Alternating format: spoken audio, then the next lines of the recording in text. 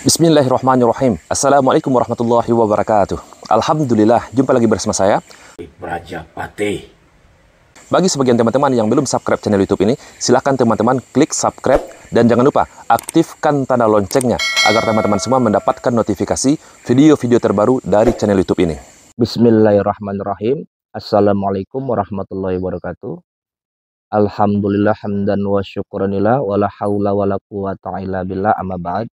Salam kopi pahit para sedulur agar hidup kalian tak sulit dan hati kalian tak julid. Bismillah. Alhamdulillah. Pahit di lidah, nikmat dirasa, insya Allah.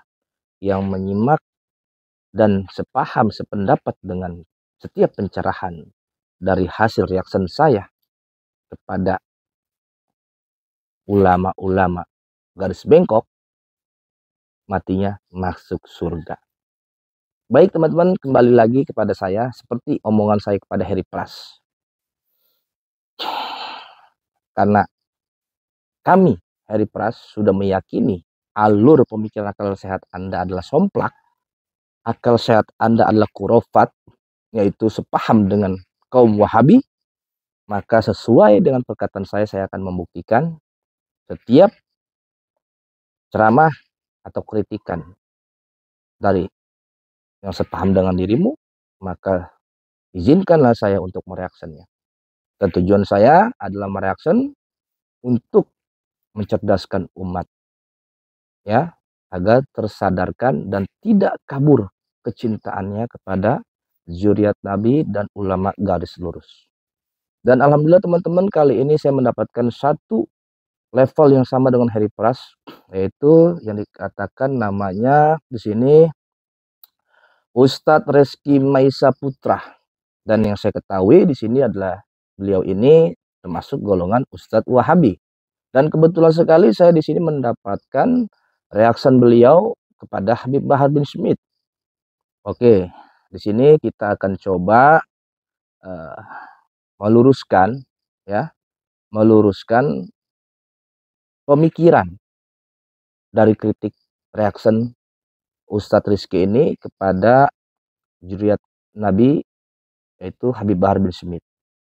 Ya, jadi sekali lagi saya camkan di sini. Di sini saya tidak menggadang-gadang mencari pembenaran, tapi saya berusaha untuk berprasangka baik dan meluruskan dari pemikiran yang keliru. Ya, karena salah benar itu bukan milik saya maupun milik Anda.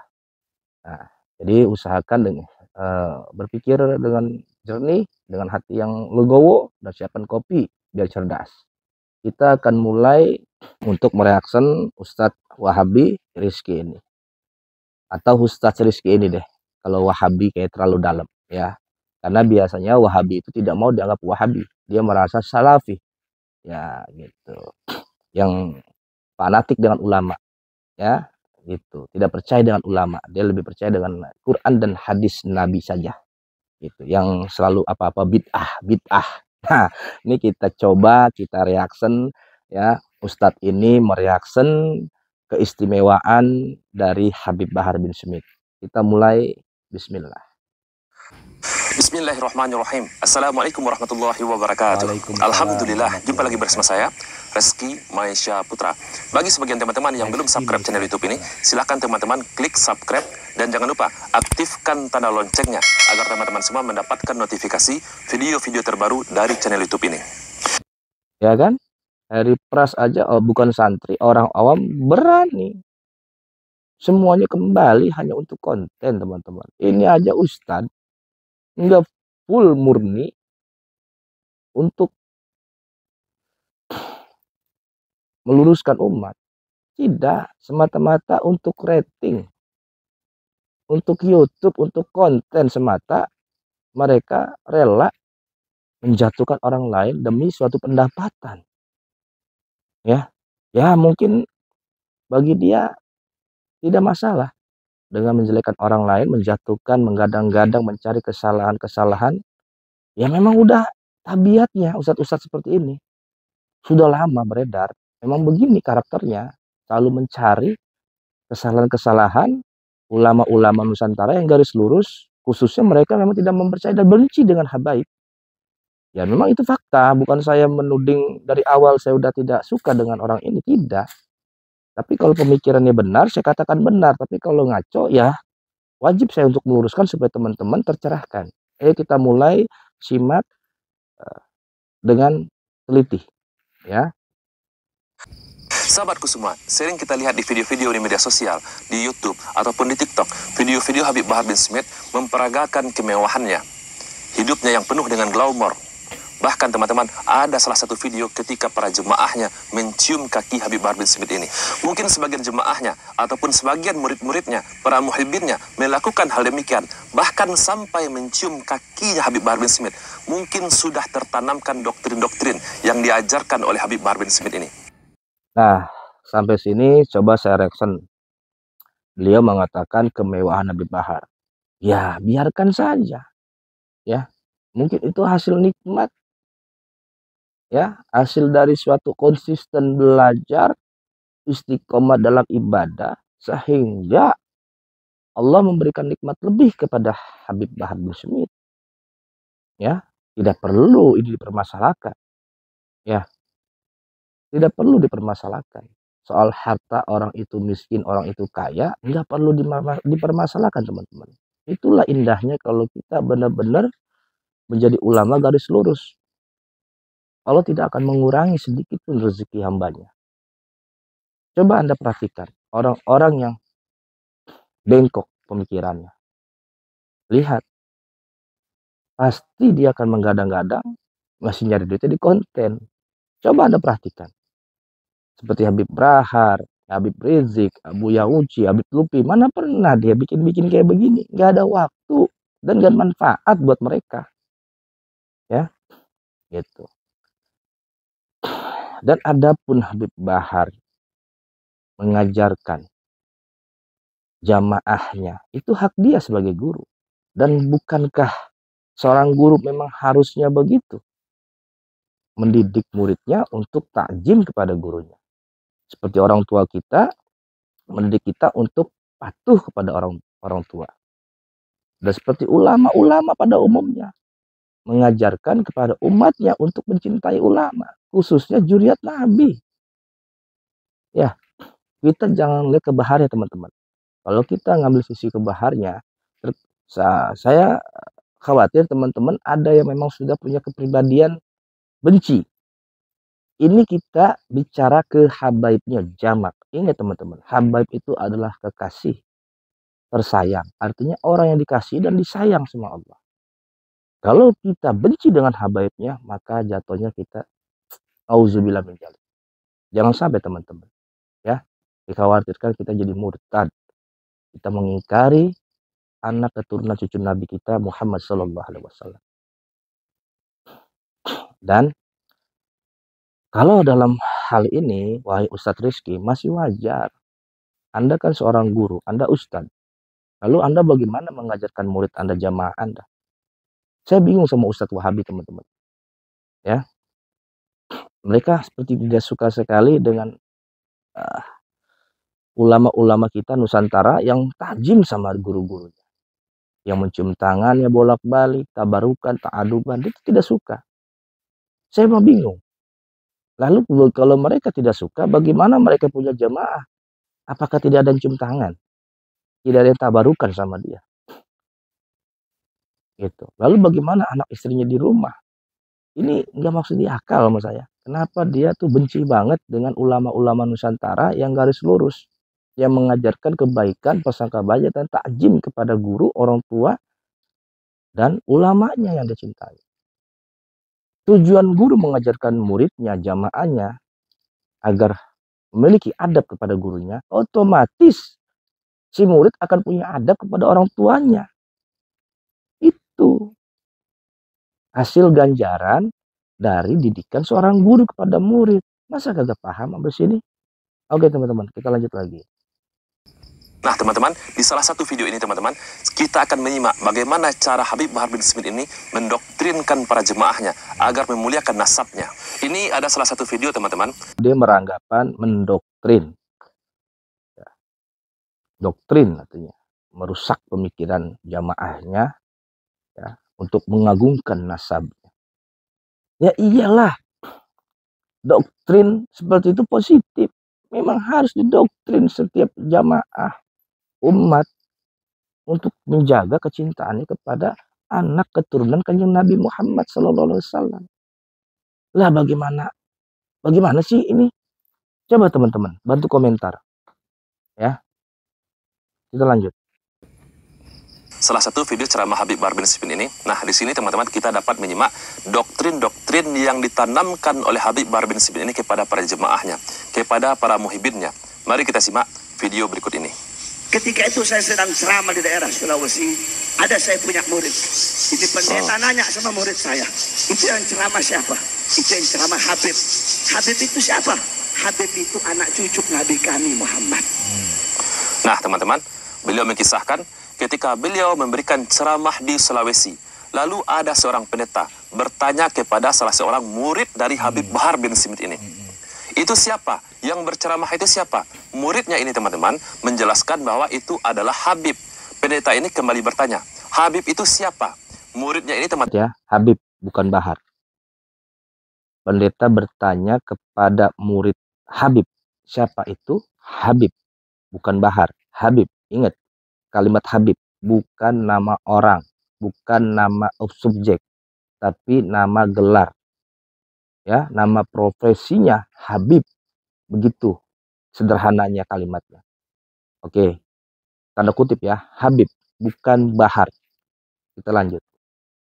Menjelaskan bahwa Habib itu adalah anak cucu keturunan Nabi Muhammad Sallallahu Alaihi Wasallam. Jelas, ya, Habib itu keturunan dari anak cucu Nabi kita baginda Muhammad Sallallahu Alaihi Wasallam. Kan ngerti tuh, paham? Lanjut. Kita lanjutkan. Ini pendeta bilang, oh jadi Nabi kalian Muhammad itu punya anak cucu ya? Iya, Nabi punya anak cucu. Garis turunannya nyambung sampai kepada Rasulullah. Kata ini pendeta, sungguh bodoh kalian. Sungguh bodoh kalian. Bagaimana? Kenapa kalian kan anak cucu Nabi kalian berjalan di atas tanah? Andaikan Yesus, andaikan Isa, andaikan kami punya Nabi, punya cucu, tidak akan kami biarkan dia berjalan di atas tanah, akan kami gendong dia kemana-mana. Beruntung di Indonesia masih banyak para habaib di Indonesia. Dia bilang Masya Allah, tapi dia mengungkapkan kalimat Astagfirullah. Seakan-akan ceramah tausiah Habib Bahar adalah suatu khurafat, sesuatu kekeliruan dan menyesatkan. Bagi orang yang memiliki kecintaan kepada ulamanya, kepada gurunya, pasti Masya Allah. Terkecuali si pembenci, maka dia akan mengucapkan Astagfirullah. Lanjut. Masih banyak para dzurriyyah Rasulullah Sallallahu Alaihi Wasallam. Jadi Habib Bahar bin Smith ini teman-teman, dia ingin dipuji, ingin dimuliakan, ingin menjunjung tinggi. Dia mengambil hujah dari pendeta teman-teman. Dari pendeta tadi menyatakan bahwa seandainya ada anak cucu keturunan Yesus, pasti kami orang-orang Kristen tidak akan membiarkan anak cucu keturunan Yesus akan berjalan di atas tanah. Wah, jadi teman-teman, di sini Habib Bahar bin Smith ini ingin dimuliakan seperti apa yang dihujahkan oleh pendeta ini. Luar biasa. Dan di sini teman-teman, saya ingin juga luruskan kepada... Bukan Ustadz, Habib Bahar ini tidak ingin dimuliakan. Bukan, ente salah tanggap. Jadi ini suatu cerita, ente kudu paham. Nih begini maksudnya, visualisasikan dong cerita tersebut. Ayo teman-teman coba yang sepaham sama saya coba komen ya. Ada seorang santri ditanya pendeta itu siapa? Habib. Habib itu siapa? Habib itu anak keturunan Nabi Muhammad Rasulullah Shallallahu Alaihi Wasallam yang kami cintai, yang kami percaya dan yakini adalah suatu utusan dari Allah Tuhan kami sebagai kaum, sebagai agama Islam. Ini begini tuh, begitu ceritanya tuh. Visualisasikan dulu cerita tersebut, baru Anda boleh mereaction. Susah kalau udah benci, susah emang. Nah, lalu pendeta itu bertanya, kenapa kamu biarkan anak cucu keturunan dari nabimu yang kamu cintai, yang kamu yakini suatu utusan dari Allah, kamu biarkan berjalan kaki. Andaikan, nah pendeta itu mengasihkan perumpamaan. Ini bukan hadis dalil, tapi ini yang dikisahkan oleh Habib Bahar adalah suatu fakta kenyataan. Pernah terjadi, entah di mana tahun berapa, Allahu a'lam, hanya Habib Bahar yang tahu cerita tersebut. Lalu pendeta mengumpamakan, andaikan aku punya Tuhan Yesus, punya keturunan, punya anak, tentu kami tidak akan membiarkan anak keturunan dari Yesus berjalan kaki. Pasti akan aku gendong. Di sini kesimpulannya, wahai Ustadz, kesimpulan dari cerita ini adalah si pendeta mengajarkan kepada kita arti sebuah kecintaan kepada orang yang dianggap spesial, apalagi ini anak cucu Nabi. Begitu maksudnya, bukan si Baharnya, tapi Habibnya. Kalau si Baharnya mah manusia biasa, bisa melakukan kesalahan dan kehilafan. Seperti dia mengajarkan kepada muridnya adal bul adab, ya, dia punya kemewahan harta yang mungkin di konten, ya, sehingga kita memandangnya kelihatan sombong dan ria. Itu Baharnya. Tapi Habibnya tidak ke situ. Habibnya tidak tercela. Karena Habib ini adalah orang yang dikasihi dan disayang. Beda dengan kamu mengkritik mereaction Baharnya. Bukan. Andai pun ada pun terjadi, Bahar mengajarkan kepada jamaahnya, kepada muridnya untuk tajim, sehingga tajimnya muridnya berlebihan cium kakinya, ya itu mah bukan doktrin, itu kecintaan, mahabbah yang terlalu tinggi murid kepada gurunya. Ingat, ada tabur, ada tuai, ada tabur, ada tabur, ada tuai.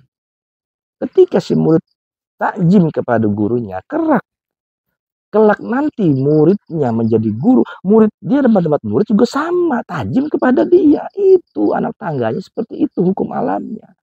Lah, ente kan ustad tuh, ente kan ustad. Lah ente ngajarin sama murid ente gimana? Saya mau bingung. Coba teman-teman yang sepaham dengan saya, yang tidak sepaham dengan saya, alasan kalian itu apa? Oke, kita akan coba untuk prasangka baik. Di sini saya tidak membenarkan, bukan saya membela Habib Bahar sehingga saya membenarkan, tapi saya berusaha untuk prasangka baik. Masih bisa nggak diprasangka baik cerita dari kedangkalan Ustadz Wahabi ini? Kalau masih bisa saya prasangka baik, ya saya prasangka baik tentang Habib Bahar. Tapi kalau memang benar, saya katakan benar. Kita lanjut lagi. Habib Bahar bin Smith, ketahuilah, orang-orang Nasrani bukan menyatakan Yesus itu adalah nabi mereka. Ini bukan perkara kecil. Yesus bagi orang-orang Nasrani itu adalah Tuhan mereka. Mereka sembah itu Yesus. Ini bukan perkara kecil, teman-teman. Iya, bagi Anda, karena Anda ingin melebih-lebihkan agar orang tersadarkan bahwa yang diajarkan oleh Habib Bahar itu sesat, yaitu mendoktrin sampai berlebihan mencium kakinya. Dan kamu beranggapan kisah yang didawamkan oleh Habib Bahar kepada umatnya di saat ceramah, kamu anggap itu pun suatu khurafat, tahayul, dan seakan-akan tidak bisa menjadikan hujah. Ini bukan hujah untuk apa, bukan. Ini kisah yang didawamkan Habib Bahar. Dari peristiwa sesuatu kapan di mananya hanya Habib Bahar yang tahu. Nah, di sini pendeta negur. Kenapa kita membiarkan anak cucu Nabi kita berjalan kaki? Kalau andai saja saya punya Tuhan Yesus, Yesus tuh sebelum meninggal, sebelum wafat, sebelum mati disalib, dia punya anak cucu, dikawin tuh punya anak cucu, dijaga, digendong, nggak akan dibiarkan jalan begitu saja. Begitu artinya mengajarkan kecintaan, jaga orang yang memang spesial. Masa nggak paham kecintaan? Nggak ngerti saya mah. Mau ustad-ustad begini saya bingung. Masa nggak ngerti masalah kecintaan? Lanjut. Orang-orang Kristen, orang-orang Nasrani itu menyembah Yesus, menuhankan Yesus. Mereka bukan menganggap Yesus ini sebagai Nabi atau Nabi Isa alaihissalam. Mereka menyembah, menuhankan Yesus atau Nabi Isa alaihissalam. Mari kita simak lagi apa yang disampaikan oleh Habib Bahar bin Smith ini di ceramahnya, teman-teman. Ketika itu saya sedang ceramah di daerah Sulawesi. Ada saya punya murid. Ini pendeta nanya sama murid saya. Itu yang ceramah siapa? Itu yang ceramah Habib. Habib itu siapa? Habib itu anak cucu Nabi kami Muhammad. Ini pendeta bilang, oh jadi Nabi kalian Muhammad itu punya anak cucu ya? Iya, Nabi punya anak cucu. Garis turunannya nyambung sampai kepada Rasulullah. Kata ini pendeta, sungguh bodoh kalian. Sungguh bodoh kalian. Kenapa kalian kan anak cucu Nabi kalian berjalan di atas tanah? Andaikan Yesus, andaikan Isa, andaikan... Jelas itu kalimatnya. Andaikan. Andaikan. Bukan suatu kepastian yang Habib Bahar katakan.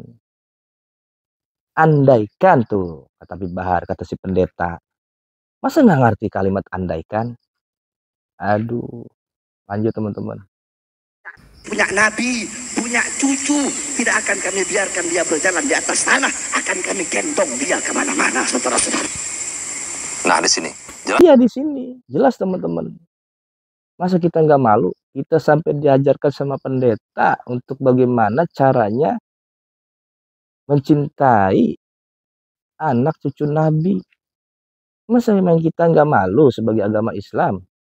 Diajarkan oleh pendeta bagaimana caranya akhlak adab kepada anak cucu Nabi. Dia saja pendeta tidak beriman kepada Nabi Muhammad. Tapi dia tahu caranya mencintai. Menyuruh kita untuk menjaga, mencintai, beradab akhlak kepada zuriat anak cucu Nabi. Apa kita nggak malu? Apa ente nggak malu? Ente sayang cinta sama kakeknya. Hadis dalilnya ada pelajari. Riwayat hidupnya kan tuh, hadis dalil itu kan riwayat hidupnya Nabi Muhammad yang dibikin oleh sahabat. Ente yakinin ente cintai. Sedangkan Al-Quran, firman Quran turun untuk kanjeng Nabi Muhammad. Dan Nabi Muhammad manusia yang punya keluarga, punya istri-istri dan keturunan. Masa ente nggak mau mencintai keturunannya sih? Saya mah aneh sama ente, Ustadz. Aneh, teman-teman kira-kira sepaham nggak dengan pikiran saya? Aneh nggak? Ustadz Wahabi ini, si Rizky ini. Ini sama pemikiran oleh si Pras, sama, nggak jauh beda ini. Ya, susah emang kalau orang udah menanamkan kebencian, susah teman-teman. Dia hanya cinta kepada kakeknya, datuknya, yaitu kanjeng Nabi. Sedangkan kanjeng Nabi punya keluarga, punya anak cucu. Allahumma sholli ala Muhammad wa ala ali, keluarganya, anak dan cucunya, para sahabatnya. Masa kita nggak percaya, kita nggak mau cintain, kita nggak mau jaga? Kan aneh ini, aneh kan? Aneh teman-teman. Masya Allah. Ini terlalu berani sekarang. Ini gara-gara masalah YouTube sini. Ya. Jadi segala sesuatunya haram dihalalkan. Dengan cara menggoreng-goreng, mencari, menjatuhkan ulama-ulama Nusantara. Yang garis lurus. Nanti saya akan berikan kesimpulan. Kita lanjutkan dulu sampai pembahasan reaksi dia tentang menilai Habib Bahar itu seperti apa. Kita lanjut teman-teman. Teman, apa yang disampaikan oleh Habib Bahar bin Smith ini? Dia menyatakan pendeta ini, andaikan Yesus, andaikan Isa punya anak. Nah, pendeta ini menyatakan bahwa Yesus ini adalah nabi, padahal bukan. Orang-orang Kristen menuhankan Yesus. Orang-orang Kristen tidak menganggap Yesus atau Nabi Isa alaihissalam sebagai nabi, tapi Tuhan, disembah. Subhanallah. Lebay, lebay lu, lebay. Lebay ya. Aduh, alay, pemikirannya alay. Mainnya kurang jauh guys, mainnya kurang jauh dia. Lanjut. Beruntung di Indonesia masih banyak para habaib. Di Indonesia masih banyak para dzurriyyah Rasulullah Sallallahu Alaihi Wasallam. Jadi teman-teman, Habib Bahar ini ingin juga dimuliakan seperti apa yang disampaikan oleh pendeta kepada murid Habib Bahar bin Smith ini. Jangan biarkan para habaib ini teman-teman berjalan di atas tanah. Harus dijunjung tinggi. Dijunjung tinggi seperti apa yang dihujahkan oleh pendeta ini. Subhanallah. Harusnya teman-teman, jika betul mereka para habaib ini adalah cucu keturunan dari Nabi kita Nabi Muhammad SAW, harusnya mereka mengajarkan sunnah, mengajarkan hadis-hadis yang sahih, mengajarkan. Masya Allah. Itu pun bagian dari sunnah, guys. Betul nggak? Bahkan kita sampai diajarkan oleh pendeta, andaikan Yesus punya anak keturunan, tidak akan aku biarkan. Keturunannya jalan kaki, akan aku gendong. Kenapa kamu membiarkan anak keturunan dari nabimu, kau biarkan begitu saja jalan. Nah itu kan bagian dari sunnah, mengajarkan kecintaan. Bahkan kita diajarin dari kisah ini, kita diajarkan, ditegur sama pendeta Nasrani. Sampai ente nggak malu. Aduh, ente koplak sih, mikir ente koplak, Ustaz. Aduh, wahaboy. Bagaimana adab Rasulullah? Bukan menceritakan kisah-kisah kurafat ataupun kisah-kisah yang membuat dirinya disanjung oleh orang lain. Bahkan ada salah satu video teman-teman. Ini bukan cerita kurafat. Ini menceritakan suatu kecintaan kepada anak cucu Nabi. Itu pun kalau ente percaya kalau Habib itu adalah anak cucu Nabi. Ente bisa mereaksi begini, ente berarti nggak percaya. Kalau Habib itu adalah keturunan kanjeng Nabi Muhammad SAW, makanya ente bisa seperti ini, pemikirannya koplak, somplak kayak Harry Pras, dagelan ente. Aduh, wahaboy. Oke, cukup sampai sini. Saya mereaksi di konten ini tentang dia mereaksi Habib Bahar. Kalau yang saya lanjutkan lagi, dia mereaksi videonya Habib Jindan tentang keistimewaan karomahnya Fakil Muqaddam. Nah itu mungkin di sesi berikutnya. Jadi saya akan memberikan kesimpulan dari pemikiran Ustadz Ustadz Somplak. Jadi teman-teman, satu poinnya, dia mengkritik Habib Bahar kebermewah-mewahan. Ingat teman-teman, kalau itu Anda pandang sesuatu ria atau sombong, maka itu masuk pada ujian kita. Ya, agar kita jelek hati kepada anak cucu Nabi. Hati-hati di situ. Tetapi kalau kita prasangka baik tentang kemewahan yang sering digadang-gadang oleh Habib Bahar, maka itu menjadi motivasi untuk kita terus istiqomah dalam ibadah. Ud'uni istajib lakum. Mintalah kepadaku, niscaya nikmatmu aku tambah. Kan begitu. Ya. Nah, mungkin Habib Bahar tajim sama gurunya, ya. Konsisten dalam belajar, istiqomah sama tahajudnya. Ya. Kita kan nggak tahu, teman-teman, keaslian fakta kehidupan keseharian beliau seperti apa. Ya kita dengarkan beliau punya pesantren, digratiskan. Ya. Beliau sampai di penjara. Apa yang beliau cari? Anak istrinya ditinggal, keluar masuk penjara. Saya rasa Anda, Ustadz Rizky, Wahaboy, tidak seberani Bahar perjuangannya. Itu satu poin. Kedua, kamu beranggapan Habib Bahar mendoktrin, menyesatkan murid-muridnya, jamaahnya untuk menjunjung tinggi kehabaiban dari Habib Bahar. Ya itu udah wajar. Itu namanya pendidikan. Diajarkan bagaimana caranya beradab kepada guru. Kalau sama guru aja jamaahnya bisa beradab, bagaimana tidak mungkin kepada orang tuanya dan kepada ulama-ulama yang lainnya. Tuh. Ya, dan yang ketiga adalah kisah. Kisah yang disampaikan Habib Bahar adalah kisah tentang kecintaan. Menyadarkan kita, wahai umat, Bukankah kau berselawat setiap hari untuk nabimu? Bukankah engkau selalu minta syafaat nabimu?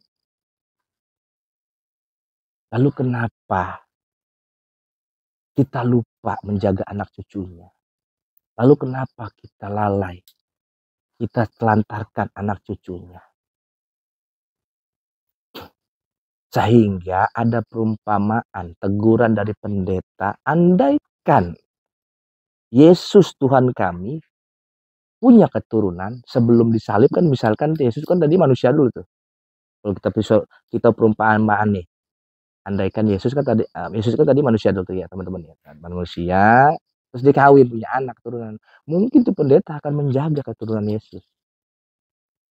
Artinya dari sini kesimpulannya pendeta itu mengajarkan kenapa kamu tidak jaga keturunan nabi kamu yang kamu cintai.